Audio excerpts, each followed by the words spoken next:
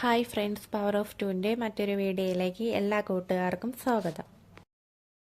കർണാടകയിൽ മണ്ണിടിച്ചിലിൽ അകപ്പെട്ട അർജുനെ കണ്ടെത്താനുള്ള ട്രെച്ചർ എത്തിക്കഴിഞ്ഞു. ഷിരൂർ ദൗത്യം ഉടൻ പുനരാരംഭിക്കും. ട്രെച്ചർ ദൗത്യ സ്ഥലത്തിന് സമീപം നങ്കൂരമിട്ട് തുണികൾ ഉറപ്പിച്ച ശേഷം തെരച്ചിൽ.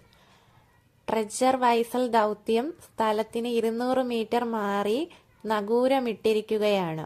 ഇവിടെ നിന്ന് ട്രെച്ചർ ഉറപ്പിക്കാനുള്ള തുണികൾ സ്ഥാപിച്ച ശേഷം പുറപ്പെടും. ദിവസവും രാവിലെ 8 മുതൽ വൈകുന്നേരം 6 വരെയാകും ട്രെച്ചിങ്. 3 ദിവസത്തെ കരാറാണ് ഇപ്പോഴുള്ളത്. ട്രെച്ചർ കമ്പനിയുടെ MD മഹേന്ദ്ര ഡോഗ്രവ് പറഞ്ഞു. ട്രെച്ചർ വൈസൽ ദൗത്യ സ്ഥലത്തിന് 200 മീറ്റർ മാറി നങ്കൂരമിട്ടിരിക്കുകയാണ്. ഇവിടെ നിന്ന് ട്രെച്ചർ ഉറപ്പിക്കാനുള്ള തുണികൾ സ്ഥാപിച്ച ശേഷം പുറപ്പെടാം. എത്ര ദിവസം തെരച്ചിലിന് എടുക്കുമെന്ന് നിലവിൽ പറയാനാകില്ലെന്നാണ് അധികൃതർ പറയുന്നത്. 3 ദിവസം എന്തായാലും തെരച്ചിൽ തുടരും. പുഴയുടെ ഒഴുക്ക് കുറഞ്ഞത് തെരച്ചിൽ സംഘത്തിന് ആശ്വാസമായിരുന്നു.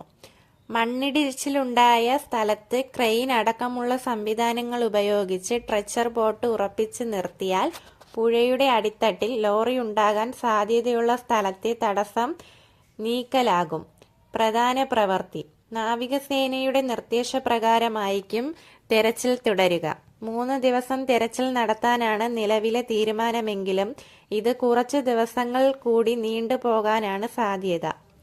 ജീവൻ രക്ഷയ്ക്ക് സാഹചര്യമില്ലാത്തതിനാൽ അർജുൻ അടക്കമുള്ള 2 പേർക്ക് എന്ത് സംഭവിച്ചു എന്നറിയാനുള്ള ശ്രമമാണ് ഇന്ന് ഷിരൂരിൽ നടത്താനുള്ളത്.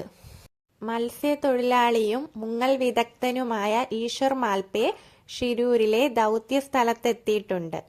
അർജുന്റെ കുടുംബത്തിന് നൽകിയ വാക്ക് പാലിക്കാനാണ് എത്തിയതെന്ന് ഈശ്വർ മാൽപേ പറഞ്ഞു.